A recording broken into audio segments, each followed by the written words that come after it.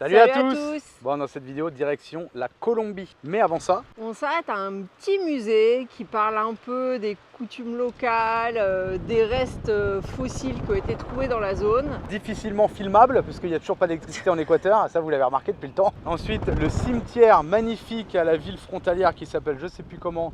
Vous allez voir les haies taillées, enfin c'était vraiment magnifique, vraiment chouette. Ouais, j'avoue c'est sympa, ouais. C'est gratuit, ça fait un peu penser à un labyrinthe végétal. Et ensuite, frontière, vous allez voir comment se passe la frontière Équateur-Colombie. Ensuite, après le passage de frontière, on s'arrête à une magnifique basilique, oh là là, vraiment, perchée au-dessus d'un pont. La photo instagrammable quoi, c'était vraiment chouette hein. Ouais. Une belle basilique. Bon, Alex un peu malade. Ah ouais, Alex il était malade, ouais grave. On l'a fait marcher, j'allais dire, on l'a fait caminer, on l'a fait marcher, grimper et tout, il avait la chiassouille hein.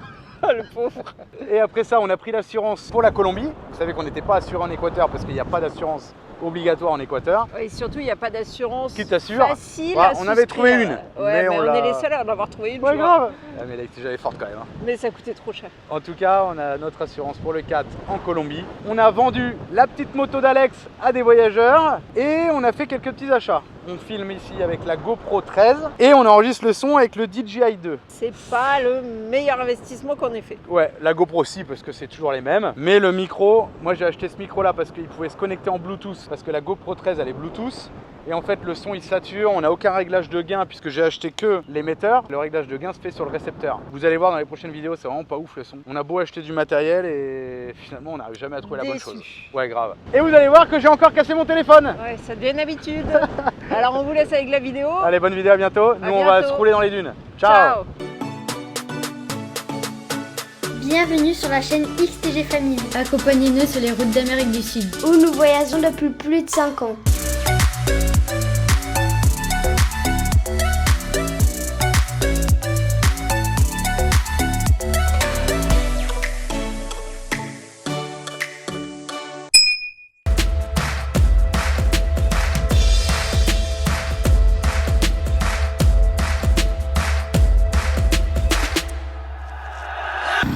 Allez, petit réveil à la station-service. Regardez la petite dame avec son bidon d'essence. Hop, elle va le mettre dans le groupe électrogène du supermarché.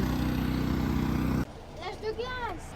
Bon, par ici, il y a un petit musée qui est juste là derrière le mammouth. Et je pense qu'on pourra y voir des os de mammouth. Alors j'aimerais bien y passer, en plus c'est gratuit. Et ils ont même fait une grande fresque là qui montre un peu comment c'était à l'ère tertiaire, l'ère secondaire, l'ère primaire. Je vous filme la fresque, je la trouve vraiment sympa. En fait, vous voyez les débuts de la vie. Bon, d'abord dans la mer, avec les premiers amphibiens, après les reptiles. Et ici, on arrive au début des dinosaures à l'ère secondaire. Vous voyez que c'est cool. Et puis avec les dinosaures qui deviennent de plus en plus grands jusqu'à leur extinction. Et puis le début de la montée des mammifères à l'ère tertiaire. Et en particulier les mammouths. Et je crois qu'on va pouvoir voir des os de mammouths ici. Et pour finir, l'arrivée de l'homme en fait. Avec les tigres à dents de sabre comme dans l'âge de glace. Ben voilà, et normalement c'est gratuit, donc c'est assez cool de proposer ça aux gens. Bon, là, ce qui est cool, c'est qu'on a des fossiles, des vrais fossiles. Hein. Là, on a un bassin. Moi, je sais pas si vous voyez bien avec les reflets, mais je pense que c'est probablement un bassin de mammouth. Ah, et là, c'est une espèce de... Ah, le mylodon. Ouais, on avait dit que ça ressemblait à un ours. On avait vu ça au sud du Chili. Donc, les os qui sont là, c'est plus d'un mylodon. Ça ressemblerait à un ours géant, pas vraiment ours. C'est des fossiles, donc c'est de l'os qui s'est transformé en pierre. Mais là, on voit bien les vertèbres. Les côtes. Ça doit être des os des pattes. Je dirais bien le scrotum. Et là, encore un autre bassin. Une défense. Elle est géante. Alors, apparemment, le spécimen pesait 6 tonnes, 4 mètres de haut, 6 mètres de long. A disparu il y a 10 000 ans. Donc ouais, un type d'éléphant, genre mammouth quoi. Ah là on voit des molaires et des mâchoires. Ça c'est une molaire. Et ça doit être les incisives. Et là on a des fémurs. C'est énorme. Ouais, ça aussi c'est des parties de pattes. Là, on voit la défense, elle est pleine, mais on voit les différences de forme parce que le remplissage des minéraux a pas pris le même aspect que ce soit sur la défense, la partie externe ou la partie interne. Voilà, ce qui est dommage, c'est qu'on n'a pas les explications, mais c'est quand même bien de voir ça, parce que je pense que là, ils sont authentiques, quoi. C'est pas des répliques. Je lisais un peu ce qu'il y a là. Donc oui, tous les restes fossiles là, qu'il y a ici ont été rencontrés en Équateur. Et c'est marrant, c'est qu'en fait, c'est des Européens, principalement des Français, qui ont mené les premières grosses fouilles paléontologiques et qui ont rencontré des fossiles. Mais tous ces fossiles, ils sont pas ici. Ils sont partis aux États-Unis ou en Europe. Mais ceux-là, ils ont pu les conserver. Donc c'est des restes du Pléistocène. Il n'y a pas de lumière. Ah oui, encore une fois, mais finalement c'est mieux, comme ça on a moins de reflets. D'ailleurs, pour l'électricité, on a encore eu des infos, ça sera encore politique. Ils en ont encore pour 2 mois minimum, donc ça fera 5 mois que ça dure. L'Équateur revendait de l'énergie aux pays aux alentours, dont la Colombie, et maintenant ils vont devoir acheter de l'électricité à la Colombie. Ils disent c'est n'importe quoi. Oui, mais je crois qu'il y a l'histoire que le président a créé genre une centrale, mais toute l'énergie va pour son usine ou va pour la revente à l'étranger, il y a un truc comme ça. Donc en fait, les seuls qui profitent, parce que globalement, il y en a, ils disent qu'ils l'auraient construit avec l'argent de l'État, mais en fait, il n'y a que son usine qui profite, donc il n'y a que lui qui en tire profit et pas le peuple. Les petits kioscos, ils crèvent la dalle, quoi. C'est malheureux. Mais du coup, on ne sait plus trop parce qu'il nous a parlé de ça il y a 2-3 jours, on a oublié d'en parler. Après, c'est des gens comme vous et moi qui nous parlent, qui nous racontent ça. Maintenant, on ne sait pas plus. On répète, attention. Maintenant, on est dans un monde où tout propos peut être transformé. C'est le peuple Pasto qui vivait en Équateur, un petit peu comme les autres peuples andins. Ce qui est à noter, comme d'habitude, c'est l'arrivée des Espagnols qui a causé leur disparition. Mais surtout, moi je trouve ça fou, c'est qu'ils étaient a priori pour le multiculturalisme. Apparemment, ils étaient pour la démocratie et l'équitabilité. Et ils avaient un système qui permettait aux citoyens de faire une rotation pour avoir un pouvoir de décision. Ils avaient aussi dans l'idée de vivre apparemment en harmonie avec la nature et particulièrement la jungle, puisque on retrouve beaucoup de dessins d'animaux et tout ça, et ils avaient des divinités animales. Donc ils avaient des idées qui reviennent maintenant, qui sont quand même assez modernes. Des restes de poterie avec des décors cette fois. Et comme dit Manon, ça ressemble un peu au plat marocain, en plus petit, C'est des auges pour cuisiner. Ça, il y avait toujours un bout. Ouais, celles-ci, on voit, elles sont noires parce qu'elles veulent aller sur le feu. C'est le genre de truc qu'on voyait à Titicaca, ça. Bon, on repart. C'était un petit musée, ça manque un peu d'explication, mais honnêtement, on voit pas souvent des beaux restes fossiles comme ça, vrais. La plupart du temps, les restes fossiles, c'est des copies en fait. Donc c'est quand même cool de voir ça. C'est l'heure de la petite photo du mammouth. On est au cimetière de... je sais même plus c'est quoi la ville de Tulcán. Ah bah oui, voilà, de Tulcán. Et au cimetière de Tulcán, il y a des super jardins taillés. Petite fontaine vitrée. Et regardez ce beau cimetière. C'est super, super bien taillé. Bon, allez, on commence notre petit tour.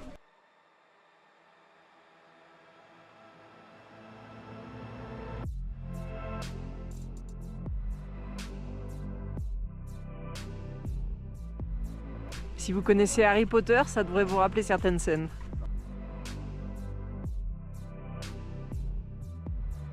C'est beau, hein?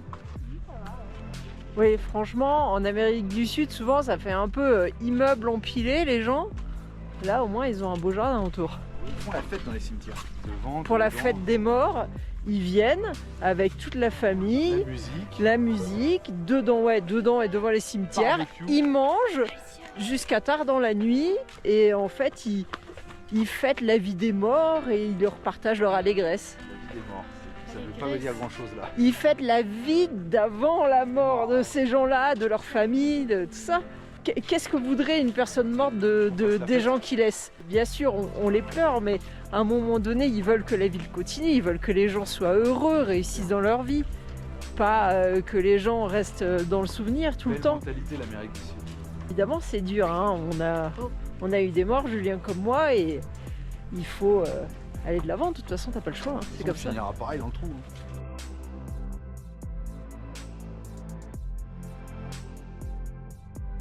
Je crois que j'ai jamais vu un cimetière avec des arbres taillés comme ça aussi beau. À ce qui paraît, il y en avait un de beau au Chili. Bon, on n'y est pas allé parce que c'était payant et en plus assez cher, je crois. On a rencontré des gens là, du coup je demandais pourquoi il y avait marqué propriété. C'est des emplacements qui ont été achetés en fait par la famille. Donc là, jusqu'à la fin du monde, ils disaient ça peut pas être touché normalement. Et les autres sont loués pour 20 ans. C'est de la municipalité. Et si tu payes pas, tu finis en fosse commune comme partout quoi. Quand c'est marqué propriédad, ça veut dire que ça appartient à la famille. Ils nous ont dit de faire attention. Après, comme partout Il a dit les vols en fait, vols dans les voitures. Et ils ont dit encore de ce côté-là ça va, au côté colombien ça craint. Donc, mais après, il y en a beaucoup qui nous disent ça aussi. Et puis après, quand tu vas, t'écoutes d'autres sons de cloche et des fois c'est plus modéré. En fait, c'est des zones. Télé, là, oui, mais il y a des zones qui craignent dans tous les pays. Beau, hein. Ouais. Les têtes. Après, tu vois, moi je préfère en herbe comme ça. Celui-là.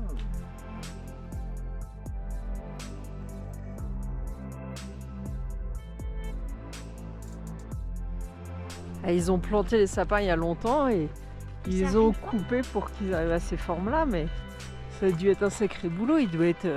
Ça doit être vieux quoi pour arriver à avoir fait tout ça.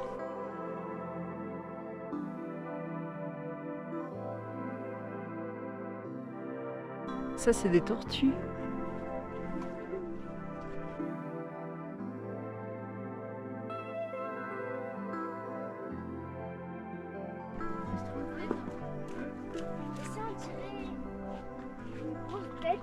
C'est joli, hein?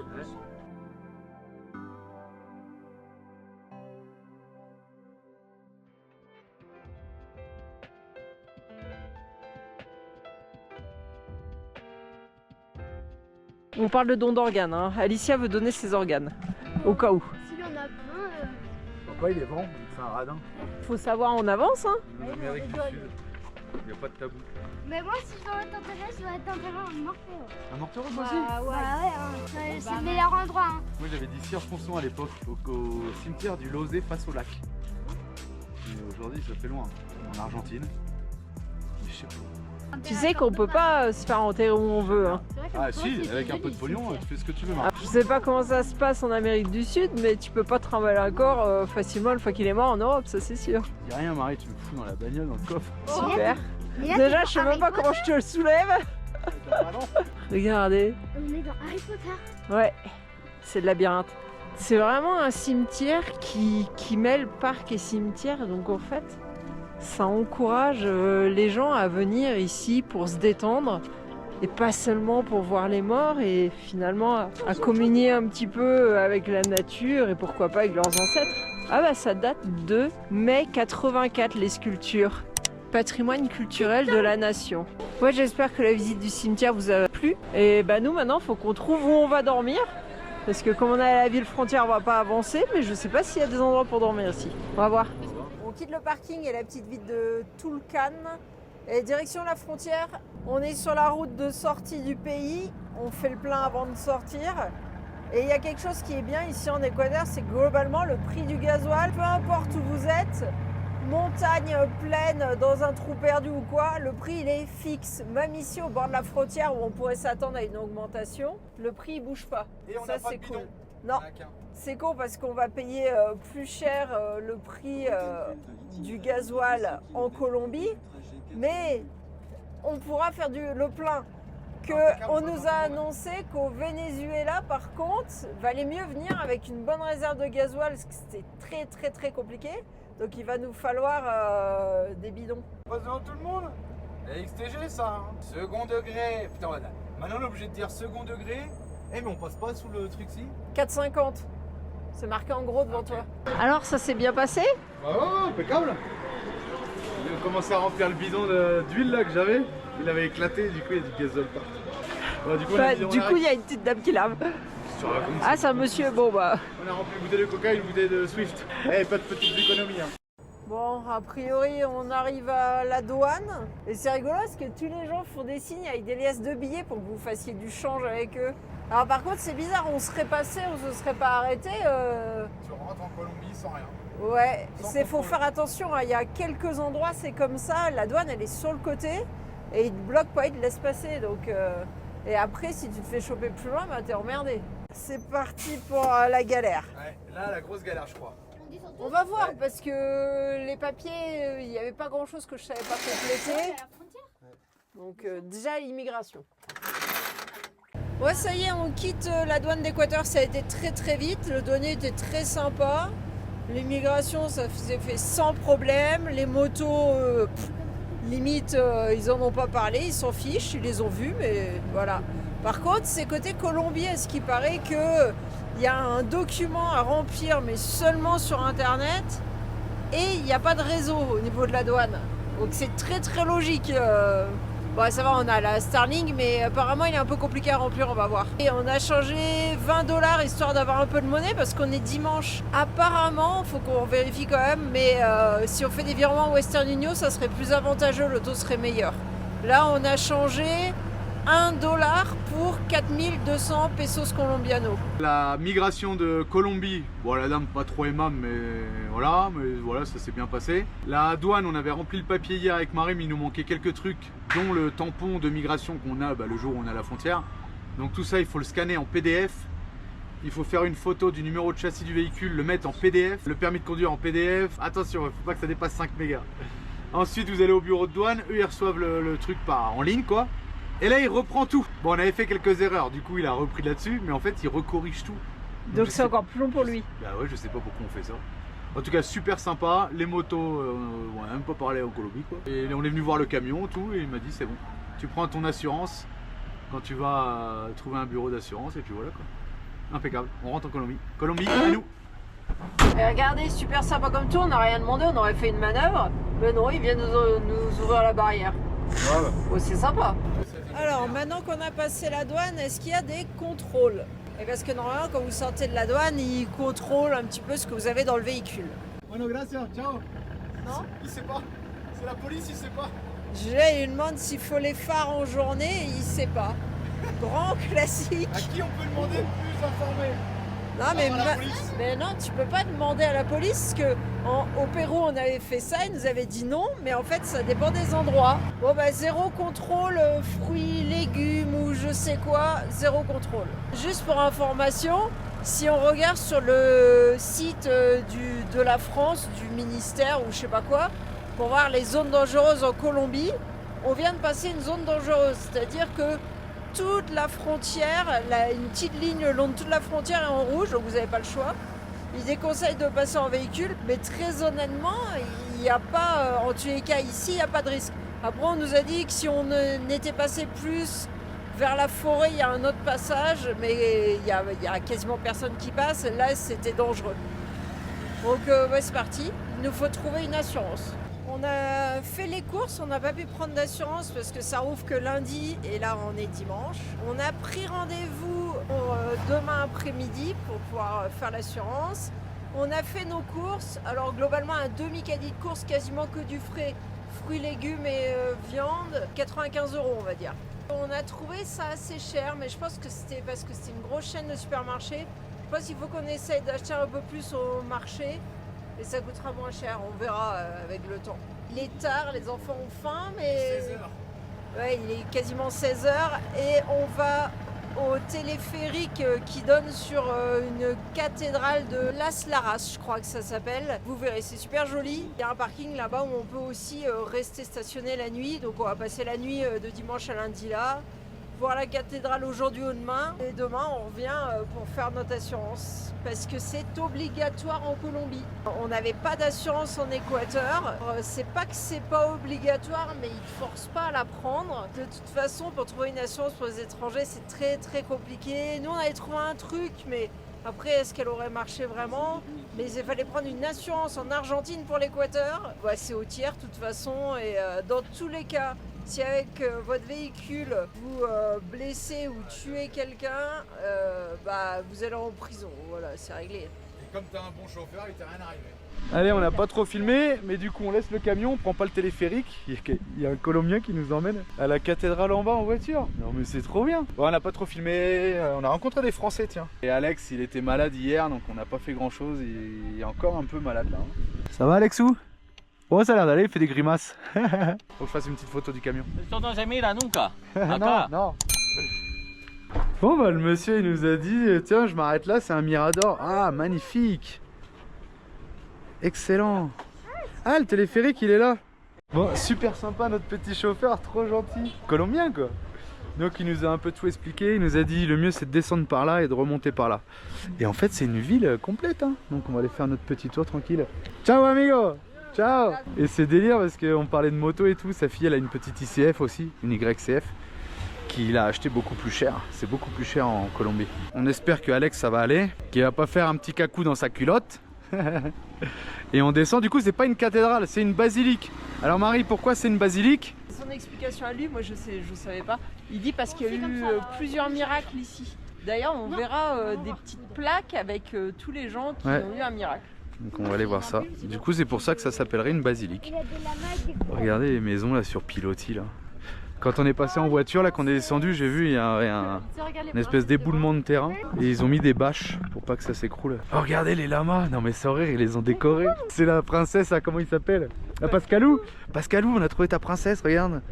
Elle est trop belle. Avec sa patte, t'as vu? Oh la vache, délire. Bon, c'est pour les touristes, hein. Comme d'habitude, un peu tout ce qu'il y a à voir. Hein. Ah, c'est joli, attends, je vais faire une photo. Regardez, c'est comme à Lourdes. Chez les petits bidons, il doit y avoir une petite fontaine sacrée. J'ai vu qu'il y avait une cascade, c'est peut-être ça. Alors, on a demandé à un monsieur et qu'est-ce qu'il nous a dit? Qu'il y avait une source. De l'eau sacrée, comme à Lourdes. Mais si t'y crois pas, en quelque sorte, il nous a dit tu peux en boire 200 litres, ça te fera rien. Il faut avoir la foi, il a dit. Et quand tu as la foi, ça te guérit de tout, presque. Mais est-ce que j'ai la foi?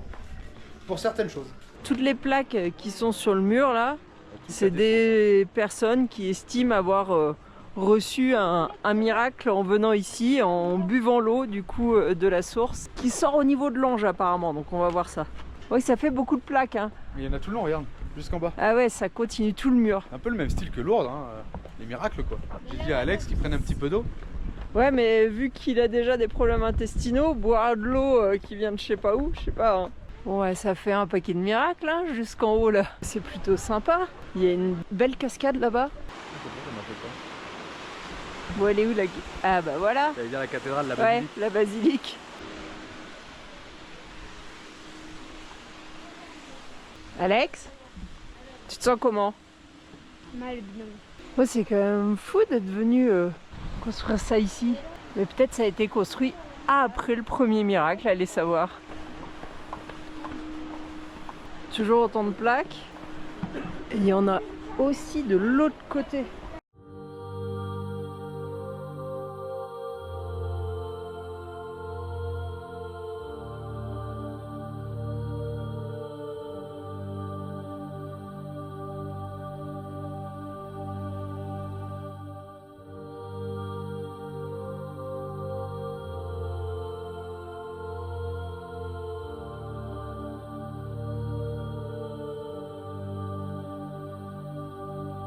Donc, si je dis pas de bêtises, c'est une basilique de style gothique. Ça se voit pas mal. On a vraiment l'impression d'être dans un château fort.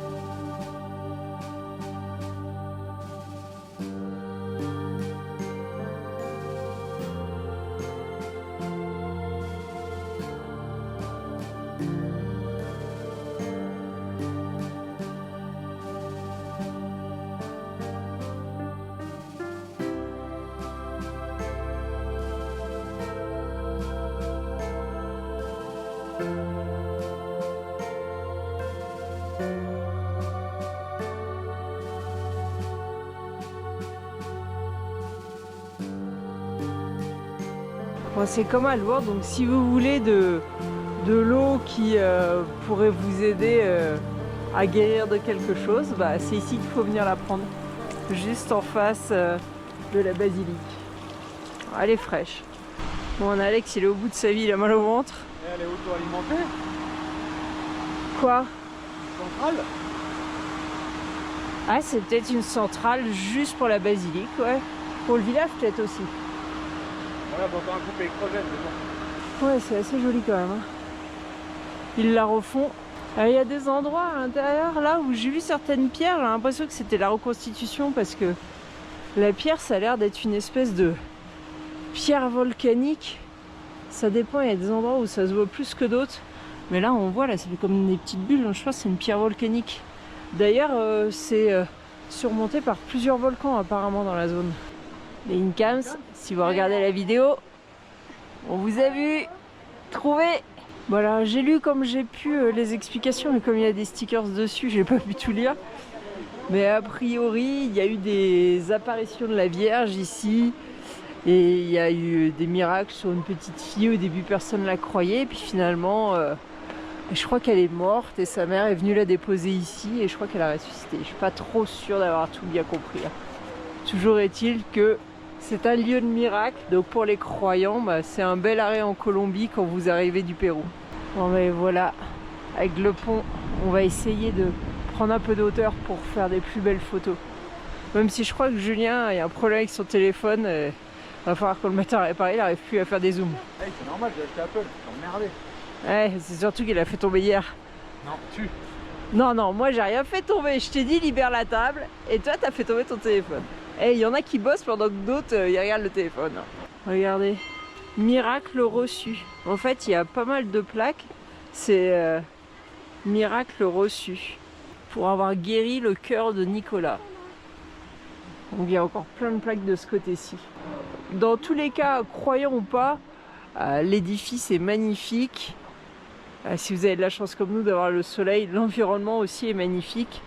Donc ça vaut le coup de venir ici pour découvrir l'endroit. Moi j'ai pris un peu d'altitude pour avoir une meilleure vue. On a laissé les enfants en bas, Alex il a super mal au ventre. Pépère il crache ses poumons. Ouais, c'est raide. Je me demande quand même qu'est-ce qui leur a appris de venir construire une basilique ici, au bord de la rivière, comme ça, avec le pont. Est-ce qu'ils ont été fous à construire le Machu Picchu? Le Machu Picchu. Ouais, c'est vrai aussi. Pareil, hein. Ouais. Qu'est-ce qu'ils ont été faire les lignes de Nazca? Pareil. Ouais. Après, quand c'est lié à des croyances, tu dis ouais, les gens ils sont prêts à faire beaucoup de choses par croyances religieuses, donc ça m'étonne pas. C'est à faire, c'est super joli. Les gens sont super gentils. Ouais, les Colombiens pour l'instant, très bonne impression. Ouais. L'entrée en Colombie, pétacula. Julie, il disait un truc qui est très juste. Le téléphérique, il arrive là. Donc les gens, ils viennent faire la cathédrale. Mais il ne doit pas y en avoir beaucoup qui remontent dans la ville. Donc c'est quand même une perte pour les locaux. Donc finalement, content de l'avoir fait comme ça. À la base, on devait le faire à pied, la descente, et remonter par le téléphérique. Ou alors en montrant en bus. Alex, ça serait pas un petit prince, non? Je l'ai porté, maintenant c'est Alicia qui le porte. Il a le sourire. Ça va? Tu fais semblant d'être malade pour être porté? Non. Vous le croyez, vous? Ils sont graves, ces mômes. Allez, on a mangé un petit bout là, tranquillou. Alex, il est tout neuf. Excellent. On va prendre un bus pour remonter au camion et ensuite on part trouver un Western Union et l'assurance pour le camion. Allez, on a trouvé des petits, c'est pas vraiment des taxis, ils appellent ça collectivo, c'est encore pas comme le bus. C'est un petit peu plus cher que le bus, mais là on a bien négocié. 3 € pour remonter. On a fait un petit bout de route quand même, mine de rien. Ah ouais, c'est pas tout à côté. Donc là on prend une petite voiture là. Ça y est, on est arrivé avec notre petit minibus au camion. On va ranger le camion et on part tout de suite, immédiat. Regardez la voiture, elle est trop bien. Predator. Excellent. On est dans les rues de Los Angeles ou quoi? Là, si tes freins ils lâchent là tu joues au quilles là. Beau camion. Bon, ça y est, on est assuré pour la Colombie. Alors, faut savoir que l'assurance obligatoire, c'est l'assurance que pour les personnes corporelles. Donc si j'écrase quelqu'un, qu'il a le bras cassé ou que ce que vous voulez, il sera couvert. Si nous on a un accident et qu'on est blessé dans le camion, les personnes, on sera couvert. Par contre la portière du mec ou ma portière à moi, celle-là elle n'est pas couverte. D'ailleurs elle savait pas si elle pouvait nous assurer avec ce mode d'assurance là pour le véhicule. Je dis mais du coup c'est pas une assurance voiture. Elle me dit si, c'est le truc obligatoire en Colombie. Et toi tu as le droit qu'à 4 mois en tant qu'étranger et l'autre assurance c'est à l'année. Mais du coup, elle savait pas si ça pouvait marcher pour les étrangers, du coup, elle a pas pu me dire le tarif.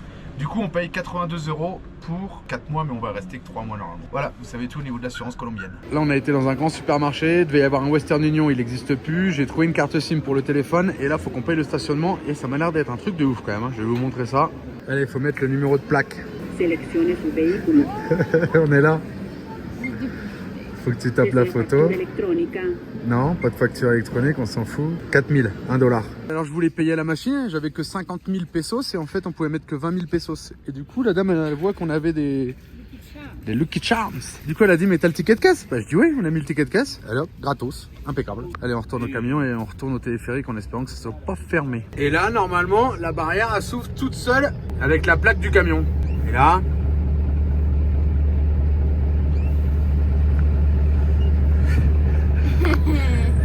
Problème de lecture de plaque.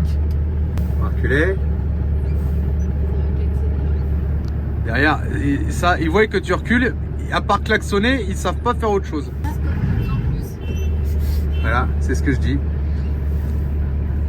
Non, il sait pas reculer. Il va klaxonner jusqu'au bout. Non, il avance en plus pour se mettre sous le camion, regarde. Ah, ça y est, la barrière s'est ouverte. Allez, un moment de captage. Bon, bah regardez, on est revenu au téléphérique. Bon, par contre, le parking était fermé. Il m'a fait passer par le talus. Je faisais nuit, j'ai mis le pied dans la trou, je me suis montré. J'ai dit à Marie, rentre, il y a des gardes et tout. Du coup, t'es rentré, ils t'ont vu. Et en fait, ils avaient des caméras, ils nous avaient vus. Du coup, ils sont venus à ma rencontre. Et puis, je leur ai demandé s'il y avait moyen de dormir, qu'ils m'ouvrent le portail. Donc, super sympa parce qu'ils se rappelaient qu'on était déjà stationnés. Ils t'ont dit que si c'était pas nous, ils ouvriraient pas? Bah, ils ont dit, ouais, si on n'avait pas reconnu le véhicule, on serait pas venu voir. Hein. Super sympa. Et là, j'avoue, c'est peinard. On va passer la nuit là, demain on se casse, tranquille. Pourquoi on est revenu là et on n'a pas dormi hier? Parce que tout le monde en ville nous a dit ah ça craint un peu au niveau des vols, alors le téléphérique c'est bien de dormir là-bas. Partout où on s'arrête, ils nous ont dit attention, attention, attention. Ouais. Ville frontalière, c'est toujours le même problème. C'est toujours un peu le problème, ouais. Et on est sorti du magasin, il faisait nuit. Donc pour trouver un bivouac dans un pays que tu connais pas, à la nuit. C'est ça. Donc on s'est dit allez, téléphérique. Parce qu'on n'a pas trouvé de Western Union pour tirer de l'argent, ouais. Donc on a tiré un peu par carte bleue, mais c'est moins intéressant. Qu'est-ce qu'il y a? C'est votre là, je crois. On a réussi à trouver des médicaments pour Alex. Ah ouais. Qu'est-ce qu'il y a? Ah. Alex est toujours malade, donc bon bah allez, aux toilettes. On a quitté Ipiales et nos stationnements à côté du téléphérique et on se dirige vers Pasto. Et là, on trouve ça sympa, il y a marqué les véhicules qui n'ont pas de frein, suivez la ligne rouge. La ligne rouge t'amène vers la sortie de secours avec une rampe de freinage pour les véhicules sans frein. D'ailleurs, on en a croisé un et il y a eu un problème. Hein. Ouais, on a croisé un camion, il avait un conteneur derrière plié, il avait dû être couché, ils l'ont redressé, il était encore sur la route, mais tout avait l'air tordu, ça roulait, mais même le camion, il avait pas l'air bien droit le châssis. Hein. Je me rappelle plus comment c'était en France, mais je crois pas que les rampes de secours avaient un trait comme ça pour y conduire, je trouve ça pas mal. Ouais, c'est propre, ouais. C'est tout neuf la route là, le péage il était même pas en service. Ouais, c'est pas mal. Parce que c'est vrai que c'est assez raide par ici. On a beaucoup grimpé et maintenant on descend beaucoup. C'est un peu le problème quand on suit la cordillère des Andes. On fait que ça, monter, descendre, monter, descendre. On est à 3000 mètres d'altitude.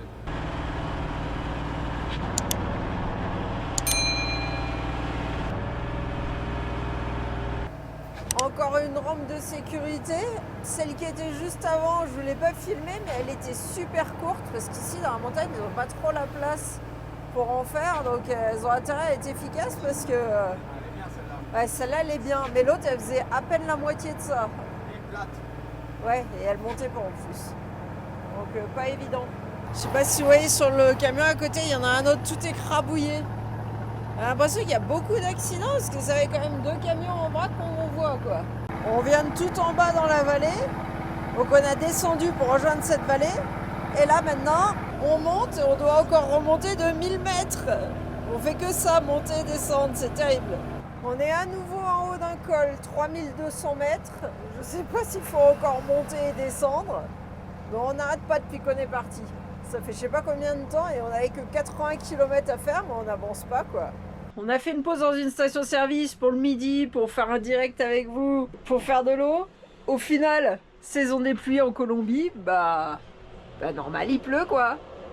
On n'a pas pu faire de l'eau. On a fait de l'eau dans une première station, ils nous ont dit ouais, pas trop d'eau, machin. On est parti dans une deuxième, ils ont pas d'eau. Du coup, je lui ai dit bah pas trop de gasoil là. Du coup, je suis parti, j'ai pas fait le plein de gasoil. C'est donnant sur ma chaîne, pour ceux qui ont la ref. Quand tu fais une tête comme ça, Marie? Parce que je comprends pas pourquoi tu dis ça. C'est Daddy qui dit ça. Ah d'accord. Donc on est parti à une autre station, il m'a Non, dit... par contre, sérieusement, faut toujours faire ça. Parce qu'il y en a, ils veulent pas te donner de l'eau si tu prends Ouais. pas. Et là, c'était super gentil que du coup je vais mettre du gasoil ici. Ils ont pas de robinet d'eau, il m'a dit on a une fontaine là-bas.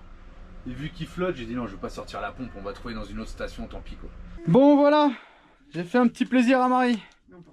Non, je rigole. Je vous explique vite fait. On a la GoPro 12, 10, 11, micro DJI mic. Et là, je suis passé à la GoPro 13, DJI mic 2, parce qu'il peut se connecter à la GoPro. Parce qu'en fait, on a beaucoup de problèmes de son de temps en temps. Parce que Marie oublie d'appuyer sur le micro ou oublie de l'éteindre et du coup, il n'y a plus de batterie. Que là, et après, nous, il faut qu'on synchronise les voix sur le logiciel. Ça prend énormément de temps. Ouais, grave. Faut prendre la voix de la GoPro, la voix du micro et les assembler. Donc ça, c'est un peu long. Enfin, c'est même très long.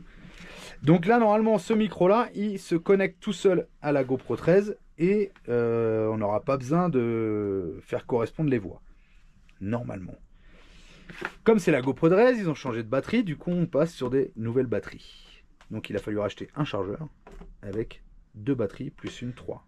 Allez, on déballe. Bon, on est retourné dans le centre commercial pour manger un petit bout. En fait, tout est fermé. Ça ferme à 20h, 20h30. C'est là que j'ai acheté la GoPro. C'est là-bas que j'ai acheté le micro chez DJI. Et du coup, on a payé 100 € de moins qu'en France, si vous n'avez pas l'abonnement GoPro. Mais sinon, on a gagné, si on avait l'abonnement GoPro. Alors, l'abonnement GoPro, c'est 50 € par an. Et c'était 50 € d'écart, je crois, un truc comme ça. Et le micro, on l'a payé, on va dire, le même prix, je crois. 100 €, je crois. On n'a pas réussi à paramétrer, rien du tout. Et comme tout n'avait pas trop de batterie, on n'a pas pu trop trifouiller. J'ai vu un tuto là, normalement ça devrait le faire. On récupère le camion qui est garé ici. Là, faut qu'on paye. Et après, on va chercher un petit coin et on revient demain pour le Western Union. En attendant la prochaine vidéo, vous pouvez aussi nous suivre sur Instagram, Facebook et TikTok.